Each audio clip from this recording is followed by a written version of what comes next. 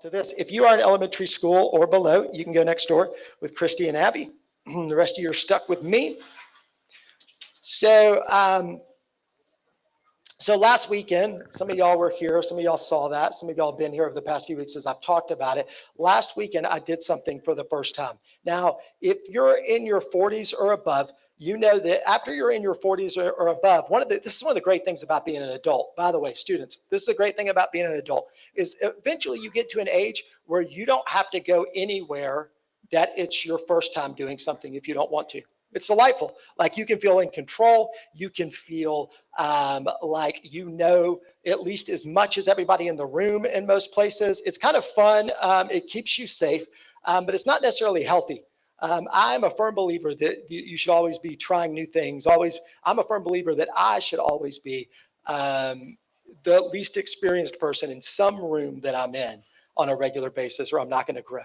And I would encourage everybody to do that. Not necessarily what I did, which was at 44 years old. I joined the Army National Guard here in Georgia. And so last weekend, I sat in a room and I knew the least of anybody in that room. And I'm going to tell you guys the truth. It scared me to death. Like, I did not like it. I did not sleep well. I don't get scared. I get anxious sometimes. I get nervous sometimes. But the night before I went to do this, I was scared to death because I was like, I'm going to mess something up. And I was certain that they were going to court-martial me, maybe shoot me. I didn't know what was going to happen if I messed something up when I was down there. And I did mess a few things up. And I've told some of you those stories, but I'm not going to tell them all right now. Because one of the great things about doing something new when you're 44 is if you're a pastor, you get all kinds of new stories that you can share along the way. So I'm not going to share them all today. But I wanted to ask you guys to do this for your first question is I want you to think of a time when you felt like you didn't fit in. You walked into a room and everybody knew each other. Everybody knew more than you. Everybody knew all the language or whatever. Think about a time when you felt like you didn't fit in. If you go to high school or you've ever been to high school, you can probably find at least one. So think about a time where you felt like you didn't fit in and how did you respond? All right. So that's your first discussion. All right. You guys ready? You good?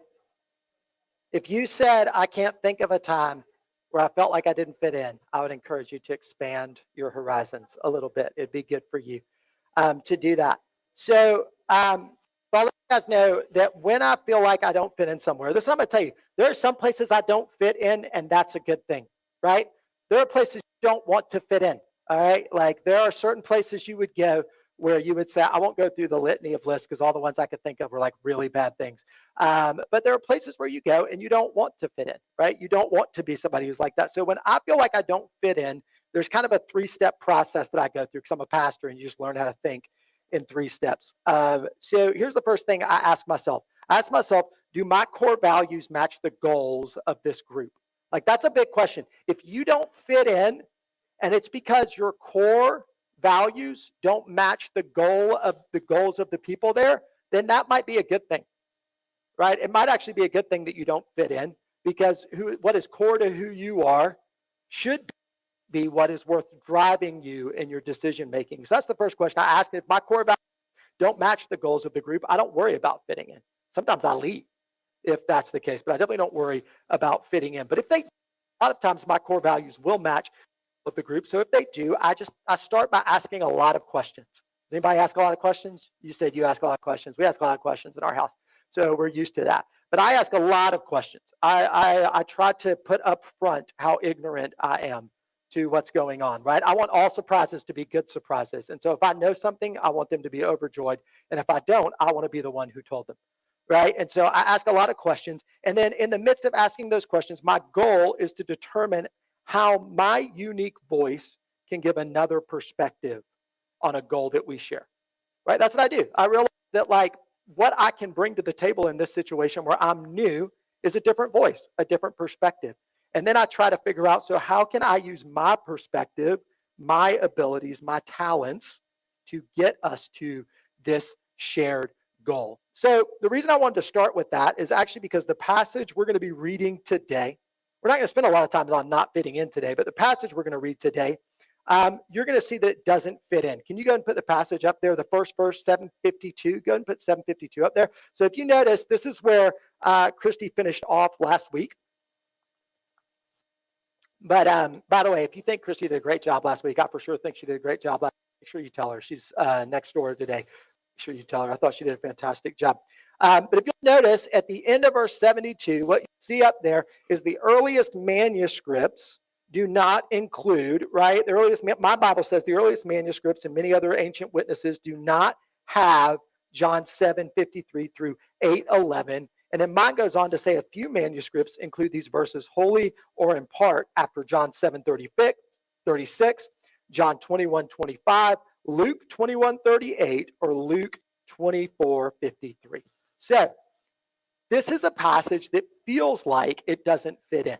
And we're going to talk a little bit about that as we go on, but I wanted to make sure that we didn't ignore that. I don't want to ignore that piece. But we're going to start reading in verse 53 of chapter 7, and then it continues on through verse 11 of chapter 8. I'm reading from the NIV. It'll be on the screen. If you want to look it up on your own, you can as well. Then they all went home, but Jesus went to the Mount of Olives. At dawn, he appeared again in the temple courts where all the people gathered around him, and he sat down to teach them. The teachers of the law and the Pharisees brought in a woman caught in adultery. They made her stand before the group and said to Jesus, "Teacher, this woman was caught in the act of adultery. In the law, Moses commanded us to stone such women. Now, what do you say?"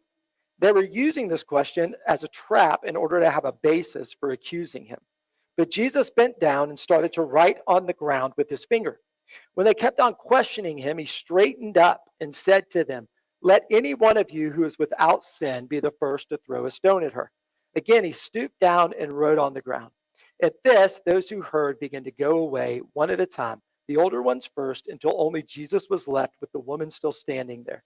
Jesus straightened up and asked her, "Women, where are they? Woman, where are they? Has no one condemned you?" "No one, sir," she said. "Then neither do I condemn you," Jesus declared.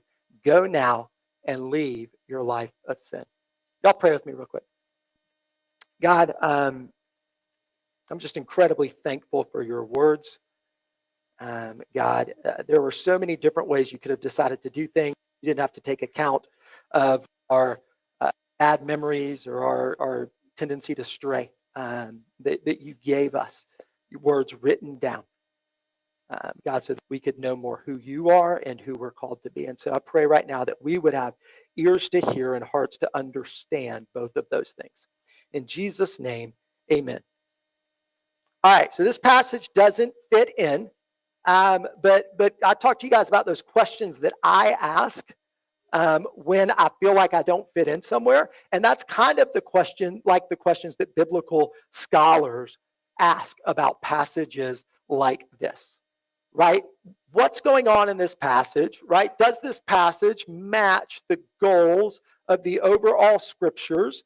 And if so, then they start to ask a lot of questions about the passage. They start to ask, what does the language look like? Who does it look like wrote this language related to other gospel writers? Does it fit in the first century? Does it reflect similar things? Does it reflect the type of writing that would have happened then? And so they spend a lot of time asking those questions. They spend a lot of time asking those questions about this passage. And the first thing that I think that should highlight, especially things like in your Bible where it says things like this, is how seriously that people over the centuries have taken the New Testament scriptures. In terms of historians, who we would call the early church fathers, have taken it very seriously. So there's this idea that floats around, and a lot of it is due to sort of like pop culture. Like, anybody see Da Vinci Code or read Da Vinci Code? I've never seen it. I've never read it. Tom Hanks's hair in it was too much for me. I just couldn't fathom Tom Hanks with that kind of hair. If you've seen it, it's weird. So I don't know a whole lot about it actually, but I've read sort of the premise behind it. But it's books like that. It's kind of these pop culture things that have led people to believe that what happened was sometime way, way, way after Jesus, that a group of really powerful people, mostly people think it was the Church, got together and decided, these are stories that we like that will keep us in power. And so we will use these stories to manipulate people. And so we're going to pick these things. And there's these other things that are just as good. And we don't like those. And so we're going to get rid of those things, right? Some of you guys may have heard of the Gospel of Thomas. Some of you may have heard of the Gospel of Mary, right? These are things that started, that are around, that there are tons of books written about. There's even more stuff than that, but we don't have time to go into all of that. And what I'm going to tell you is that somebody who has spent a good part of my life studying not just the scriptures, but the premises behind the scriptures and what was really going on, that is not the case. That is not the actual history, and there's not any real evidence that that's the actual history of what was going on or what is going on when it comes to biblical interpretation. The truth is that the early church, really in the 2nd century, going into the 3rd century, was already collecting all of these things together in the 2nd century and the 3rd century. If you think about this, Jesus lived in the 1st century. And so in the 2nd century and the 3rd century, early in the 2nd century, they were starting to gather together what they would call the reliable accounts of Jesus's life. Right. And so they were looking at these things. And one of the rules they had was that you had to be able to trace it back. You had to be only one person removed from an apostle. That was a real big rule for them, is that either it had to be an apostle or you couldn't keep it if it wasn't able to draw back to one person removed from an apostle. So you see Matthew, right? Matthew was one of Jesus's disciples and an apostle. You see John, we all know John was one of Jesus's disciples and apostles. And then you have Mark and Luke, right? And so Mark and Luke, Mark was a disciple of Peter who worked with Peter and wrote down what Peter had to say on the subject. And then Luke, we know, traveled with Paul and worked with Paul and then got to meet with the other church leaders in order to put together Luke and the book of Acts. It's kind of a two-parter that Luke has. So that was rule number 1. Rule number 2 was this: when in doubt, throw it out. That was rule number 2. When in doubt, throw it out. And so if there was any doubt in these early church fathers that these things were reliable, were from the time of Jesus, and could be traced back to one of these two things, they got rid of them. And so there's all kinds of gospels, as you would call them, out there. But that is for that reason. Right? And so if you look back and study some of these things, all of the 4 gospels that we have, and even this passage, you can find tracings of it back to the 1st century. Right? You can trace it back, the style of language, things, everything related to it, you can trace it back to the 1st century. So all the way up until, at the latest, most scholars say, around 95 AD for the Gospel of John. Everything else is earlier than that. And if they had any doubts about it, they would throw it out. And so these are the things, when we look at the scriptures, that we think about, right? That we think about as Highlands, is we want to take the scriptures as seriously as the early church fathers would have, because just like them, we've staked ourselves to these things. And if they aren't reliable, we want to know. And if they aren't valid, we want to know. And if they aren't true, we want to know. And so I want you to know that here at Highlands, you don't have to believe this. When I say here at Highlands, I mostly mean me and Christy, who works here in our admin team. Those are kind of the overall structure. But what I would say is Highlands as a church, and you don't have to believe this, we believe in something that's called the biblical doctrine of inerrancy, or the doctrine of biblical inerrancy. And here's what that sounds like to most people, is that everything in the Bible should be taken literally as true.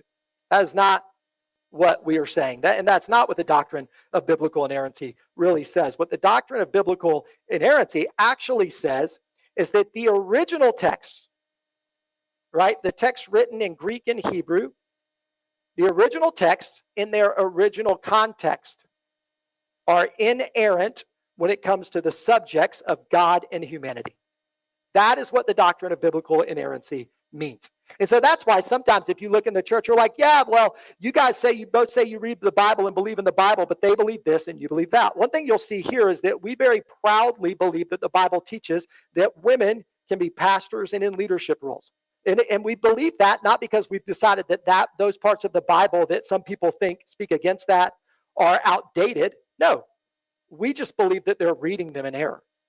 Right? And again, I don't have time to talk all about that today, but if you ever want to talk about that particular subject or another subject, we can talk about that. One of the problems is that the Bible wasn't written in English, and sometimes the words we have in English don't translate very well for the words that they have in Greek. And so some words we don't use anymore, or we don't use the type. Like the easiest one to talk about is, you guys probably know this, there's at least 4 Greek words for love, right? And they're constantly translated love into English, but they all mean different things. They all mean different types of love, right? It's the difference between saying I love Jane and I love milkshakes, right? It's a different type of love. And so it creates problems, and that's why you see some of these divisions and some of these disputes in the church. But I want you guys to know that at Highlands, that we believe that, right? And I don't want you to just draw the conclusion that either we don't take seriously the Bible or we don't take seriously this passage and whether or not it is part of the Bible. It is the belief of most historians that this account is historical, right? The language, the flow, the specifics, the ways that work are why scholars continue to include this in the Bible, why it hasn't been taken out. But its placement is problematic, right? And one of the problems is that its placement here doesn't appear in the early manuscripts of the said. You can find story of the evidence. Just keep going in and out. Do I need to switch or am I good? All right. You can find story of the evidence throughout early as the first century. And so that leads to the question, why might it have been left out? And one of the theories on why it might have been left out is that the early church structures, a lot of times to their error, pushed ethical perfection and penance. Right? And Jesus's refusal to either condemn this lady or give her penance to do is at odds with the outlook of the day. Right? And especially this was a problem for the early church when it came to sexual sin. Right? And that's what we're dealing with. And so I'd encourage you to research that if it's something that appeals to you. But two takeaways for us broadly today is that this passage has all the marks of the authentic experience in the ministry of Jesus. So though possible is out of place, it stands as good for knowledge, wisdom, and for building up. And the second thing I would say is if we take this passage seriously, it is going to affect how seriously we take sin, how seriously we take grace and forgiveness, and how seriously we take renewal, just like it did with the early churches. This passage is difficult because it demands some things of us that aren't easy for us. And we're going to look at three specific aspects of that today. The first thing we're going to look at is the way falsely religious people make accusations. Second thing we're going to look at is how Jesus responds to those kinds of accusations. And the third thing we're going to look at is how Jesus responds to people stuck in sin. All right? So, the first thing this passage really teaches us is the way falsely religious people make accusations. And I'll bet every single one of you, as I say that, can think of a religious person making an accusation that you thought was false, right? You can think of it because you've probably experienced it, right? The first thing to notice when it comes to how falsely religious people make accusations is why the religious leaders even do this in the first place. It is to test and challenge Jesus. That is their whole goal, right? That is what they want to do. They are not interested in dealing with sin. They're not interested in finding renewal for somebody. They are not interested in life. They are interested in tricking and trapping Jesus. And that is something that falsely religious people will always do with their accusations, is that they will have an ulterior motive, right? And their motive will ultimately be hypocritical, and they'll twist the Bible to make it that. So these men, they go, and these were men, they go and find a woman that John says is in the act of committing adultery, right? That's what we hear. I'm not going to get any more graphic than that. In the act. It's not like she committed it and then they found her. They go find someone in the act of committing adultery. First, you need to think about how difficult it is to find someone in the act of committing adultery if you're not looking really difficult, right? Really hard. So they go do that, and they want her to be judged by the law of Moses. And here's what they're talking about. Deuteronomy chapter 22, starting at verse 22, says this. I'm just going to read it to you guys, because I know you've all read Deuteronomy. You're probably reading it right now in your devotional life. So Deuteronomy 22, in verse 22, says this. If a man is found lying with the wife of another man, both of them shall die. The man who lay with the woman and the woman. So you shall purge the evil from Israel. If there is a betrothed virgin and a man meets her in the city and lies with her, then you shall bring them both out to the gate of that city, and you shall stone them to death with stones. Right? Their goal is to challenge Jesus, because Jesus claims to teach righteously and he claims to uphold God's law. And he has already violated their understanding of the law. You remember, we've talked about this in the past. He healed people on the Sabbath, and that was a big deal for them. And they are thinking this obvious clear sin, maybe Jesus can skirt his way around the Sabbath, but this obvious clear sin of adultery will show him for what he truly is. And either we'll be able to control Jesus and he'll be like us, we can make him into our image, or he's going to be shown to be a liar and we can discount him. But here's the thing, their circumstances ruin their case, right? And this is always true as well. When falsely religious people make accusations, they're always hypocritical, right? They can never stand under the accusations that they make. That's how you know it's coming from somebody, because here are their problems. Here are the specific problems here. First off, you guys notice I emphasized every time it says, bring both of them. Bring both of them. This is not a health class, high schoolers, but I'm going to go and tell you, in adultery, there's a both. Right? Where's the guy? Conveniently, the man has escaped. And so they've violated the law that they're acting like they're upholding. Another fact is that if you read on in Deuteronomy, what you find out is you were supposed to have at least 2 eyewitnesses present to confirm something like this. It was a big deal. The Old Testament doesn't just say, just kill people if they do something wrong. It was a big deal. You had to have 2 eyewitnesses. Right? And so imagine what it takes to have 2 eyewitnesses to somebody committing adultery, and none of them thought to try and stop it. Right? They weren't interested in helping. The third is that we know by Jesus' time that stoning someone for committing adultery was not the only option. The reason we know this is because you guys remember when Joseph finds out that Mary's pregnant, and like any rational human, Mary says, it's God's baby, and Joseph says, okay. He doesn't believe her. And it says because she's committed adultery, even though she's betrothed to Joseph, what does he decide to do? He doesn't drag her out in the city so that she can be stoned. He decides to divorce her quietly, right? There was another option, and their lack of grace had refused to take that option. And the reason is because for all of this, they have no concern for this woman, which is really what God's holy and righteous law is about. Concern for humans and the things that might destroy them. This is a powerful story. It's a dangerous story because it paints a strong picture of harsh religious judges who neglect their responsibility to care for people's souls. Right? She is disposable. It doesn't matter. Fill in the blank here. I don't really care about what's happening to this woman. My aim is to try to corner Jesus, and all she is a tool in my theological gambit to make me feel superior.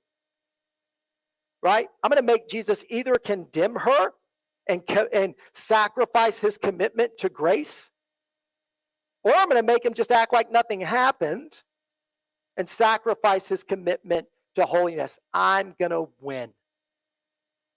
You can tell a lot about people by how they use the scriptures, especially if they use them as a weapon to destroy other people. Right? Here's the thing that we don't like to talk a lot about, I don't think, but like evil is out there and it's real. Like, don't be fooled. And don't believe the lie that everyone is good at heart. Right? Most of us aren't. In fact, there's only one innocent person in this whole story. Right? There's only one. Right? And most of us are not. And that happens in church leadership. And it happens in people that would claim the name. And it most often looks like people using God's name to coerce others, to control others, and to shame others. Hijacking God's purposes to use them as their own. They ignore their own violations, drag those of others into the middle of the arena to manipulate and control them, right? You've seen this. You're seeing it now, almost daily. And here's what I want to say about people who do that. And here's what I want to say to people, maybe those of us in this room that have done that. Right? Because we need to be honest again. There's only one innocent person in this passage.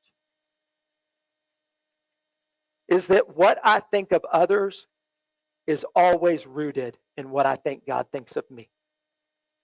What I think of others is always rooted in what I think God thinks of me. These men are reflecting the image of the God they saw. And that God was a God who crowns winners and losers. And the only way to be a winner is make sure people not like you are losers. A God who finds people in their worst moments with the goal of judging and condemning. I mean, I just described the majority of what happens on the internet right now, right? This is us. Constantly looking to accuse, right? Constantly looking to accuse. This person, oh, I think they're a great person. Nah, we'll find out something about them. Don't worry. There's something bad, right? Because if they're bad, that makes me good because I'm not them.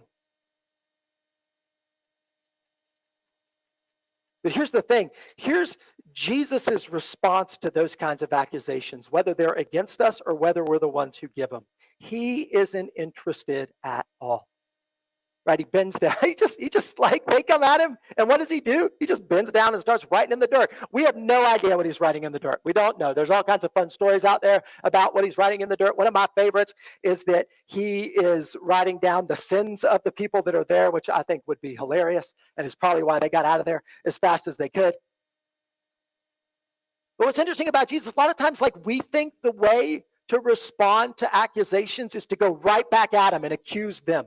Right? Fight fire with, nobody ever says love, right? Hugs, right? Nobody ever says that.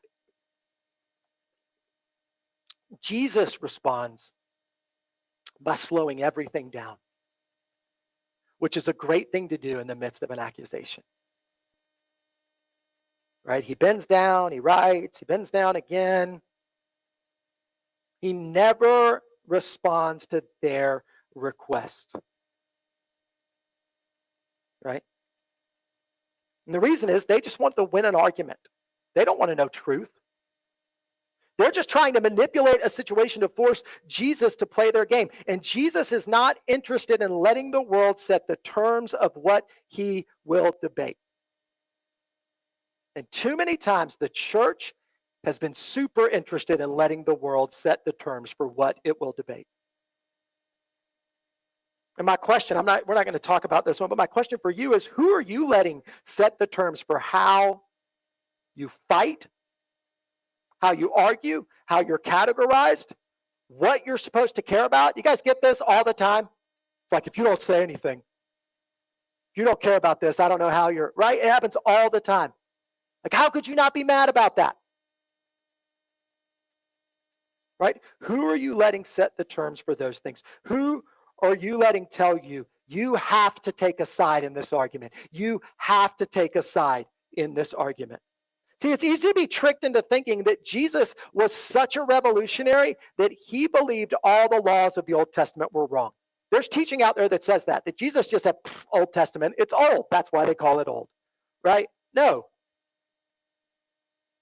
Right? And his big proclamation, according to these people, was none of this matters anymore. But that's not exactly the case.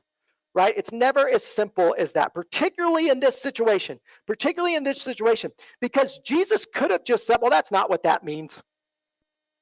Because he did it other times. There were other times when Jesus said, you think it's this, but it's really this. That's what he did with the Sabbath. He said, you think it's this, but it's really this. But he doesn't do that here. And it's significant that he doesn't do it here.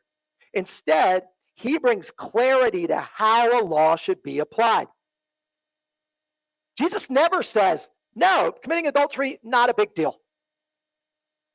What he says is, okay, let the one who is without sin be the first to cast a stone.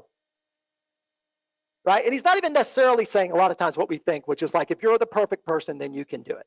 That's not necessarily what he is saying. But the truth is that we've already seen these guys had violated so much of the law and acting like that they were trying to enforce the law, that they weren't just guilty in general, they were guilty in this situation. Right? Part of the law for this, in Deuteronomy 19, you see that the law required that witnesses not be malicious or lying. And obviously these guys are guilty of at least one of those things. They're very malicious And they're probably guilty of both of them by not presenting the man as well. They're showing themselves to be liars. And Jesus says, okay, let all the witnesses who are holding to their great integrity before God, let them be the judge. If you want to be the judge, let yourself be judged. And so they leave. They leave. Right? They realize this is probably a miraculous moment here. This is a moment of grace, is that these men realize that there are so many violations in their approach that none of them can meet that standard. Right? The end does not justify the means. Here's my question, because when we were talking about this earlier this week, when I was talking with Christy and Jane about this, they thought this was interesting. So the passage says that the oldest people left first. So it's just a fun question. Why do you think the older people left first? Why do you think, because it wouldn't be in there if it didn't matter.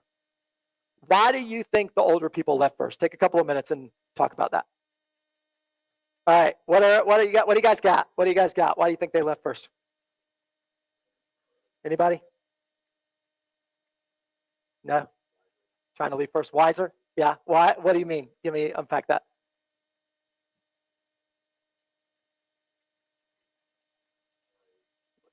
Don't worry, you'll know when you're older. Don't worry. Somebody pick it up. What does their wisdom help them do? What do you think, Gene?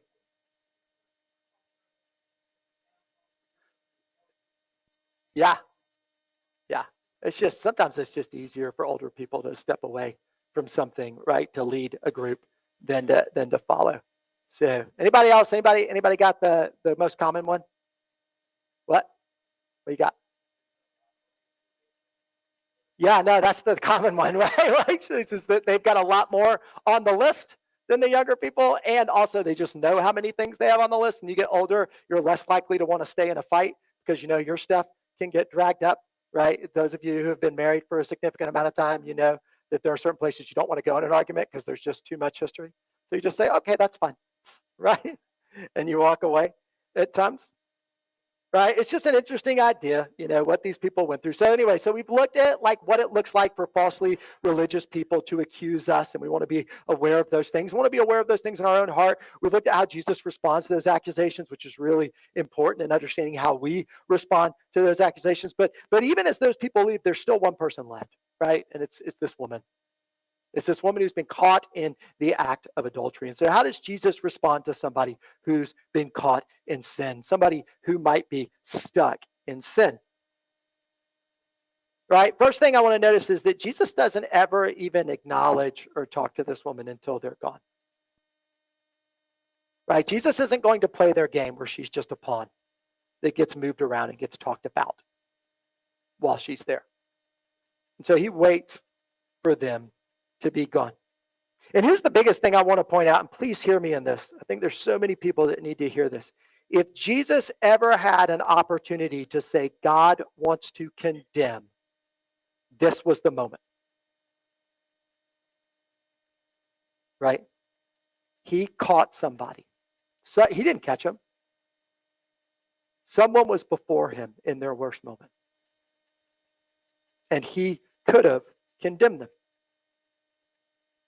Right? We love catching people in their worst moments. We love it. We love to be the voice that lets people know what's wrong with them. But do you know what it feels like to be caught in your worst moment?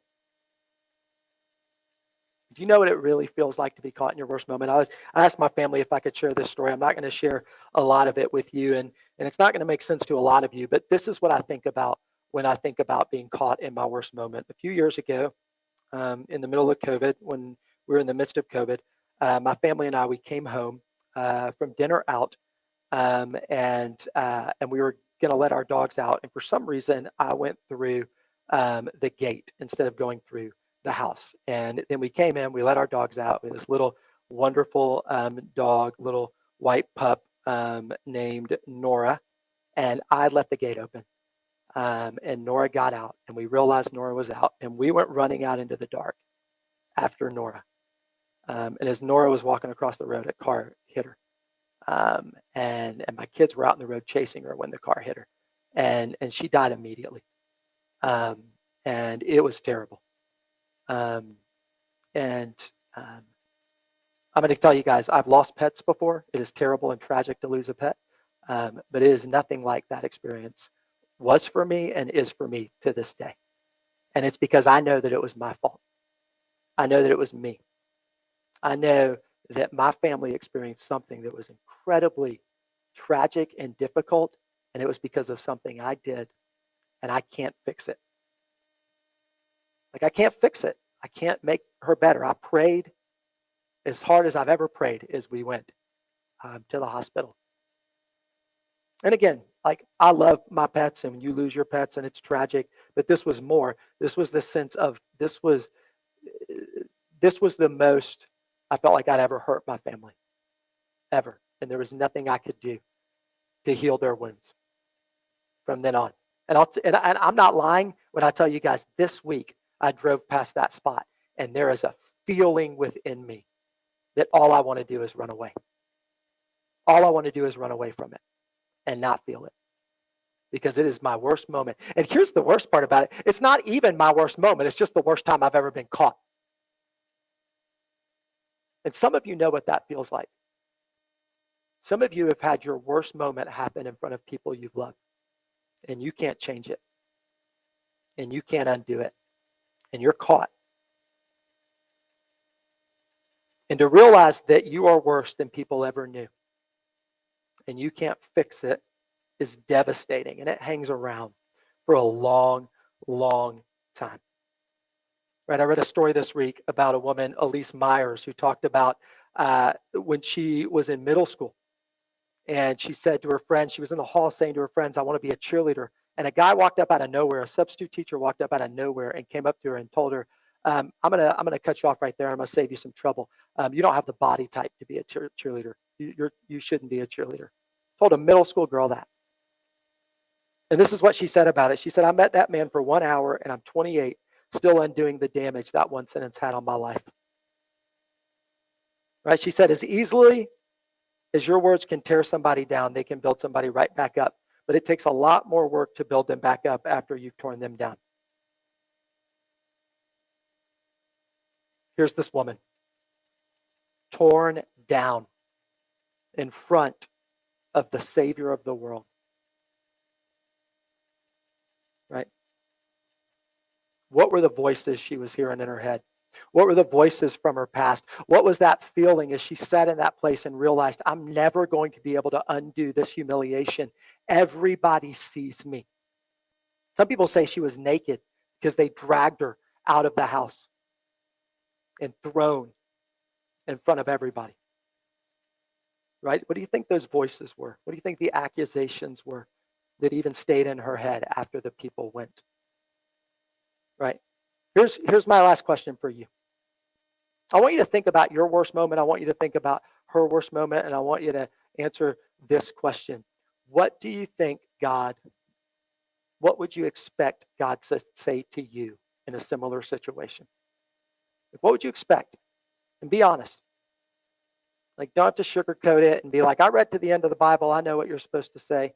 Like, when you're in your worst, like, I can tell you, man, what I think God, when I feel at my worst about that moment, what I think God wants to say to me is, you idiot. How could you be so stupid? Why did you do that? You've hurt them in a way that you can never undo.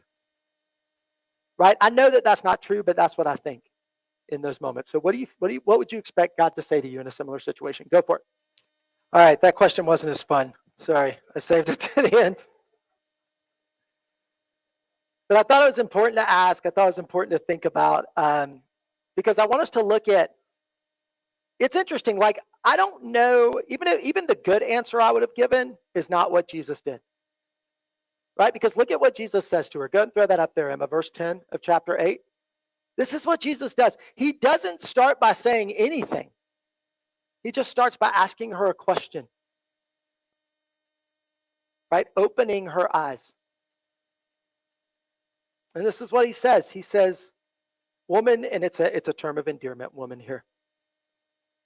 Where are they? Has no one condemned you?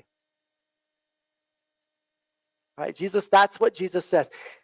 Where are they? Has no one condemned you?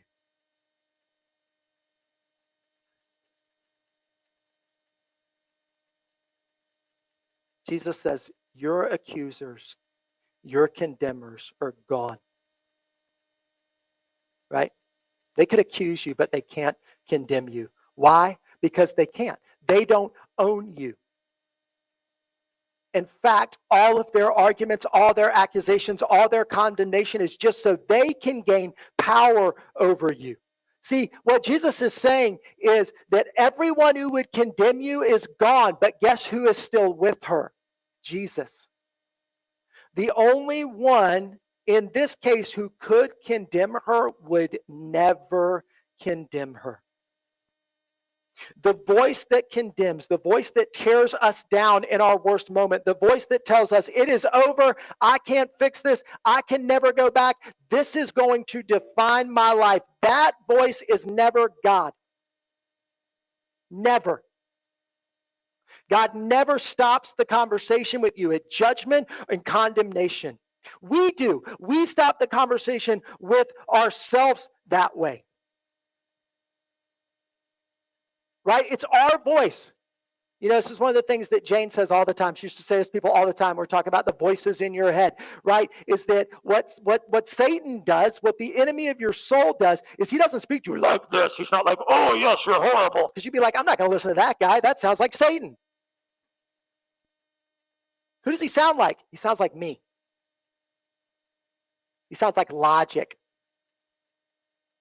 right? It's me. I don't say, you did this. I say, I did this. In my head. I don't say you can never get past this. I say I can never get past this. And one of the great things, one of the many incredible wise things that my wife has said is because it is so much easier to agree with yourself than to agree with somebody else. If somebody else says something bad to you, you want to fight them. But if you say it to yourself, you're inclined to agree to yourself. Right? And that's why Jesus says to this woman, that's why he asked the question. That's why he doesn't say it for her. He doesn't turn around and say, hey, listen, all your accusers are gone and no one can condemn you. He says to her, where are your accusers? Where are they? Is no one left to condemn you? So that she can say, no one is left to condemn me. I don't do this a lot, but I'm going to ask you guys to do this. I just want you to say this. I want you to think about your worst moment if you have it.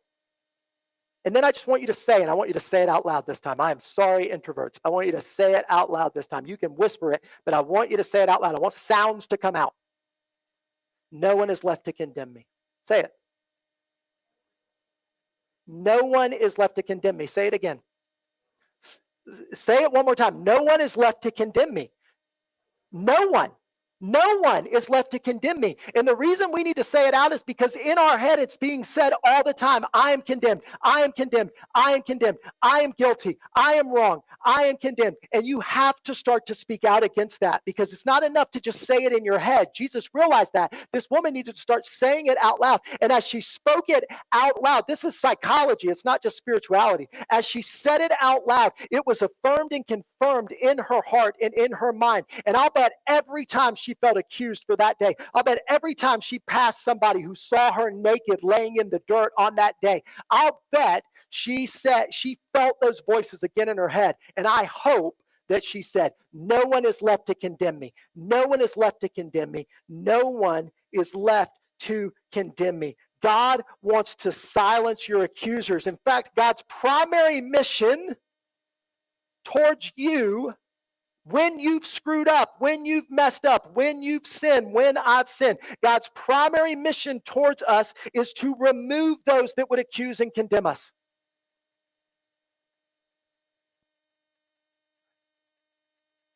He wants to reverse it. He's the only one in the situation who had the right to condemn her. And all he wants her to know is that she cannot be condemned. And he's also the only one in the situation Who has the right to tell her what she should do from there? Right? To do with a life that now knows it's set free from condemnation. What do you do with a life that is set free from condemnation? Jesus says this. He says, go and stop sinning. Right? He doesn't just say go. He says, go and stop sinning. Right? The moral of the story is not that Jesus is like, just go, you're good now. Jesus says no, because part of the reason that you feel accused is that you constantly live in this life that is tearing you apart, right? Adultery at its core, I don't talk a ton about adultery in here, but adultery at its core is forsaking your heart and soul commitment to love and serve someone and deciding instead that everybody is there to make you feel better about yourself. That's what adultery is at its core, is saying, I'm not interested in a heart and soul commitment to an individual. I just think that what I want in this moment is what is good, and everybody else is here to serve what I want in the moment. Here's the thing. She wasn't the only one committing adultery in this situation. All of those religious leaders were committing a spiritual form of adultery. They had decided that the law wasn't about protecting people, and it wasn't about building them up, and it wasn't about allowing them to experience abundant life, but it was about making them feel better about them. Right? And Jesus knows that a life with that at its center will tear you apart, will cause you to lose your own soul. Jesus isn't overlooking sin. He's taking it head on because he doesn't want this woman and he doesn't want these religious leaders living in it or being defined by it any longer. Jesus has every right to condemn us. He is the holy, perfect one, and he doesn't.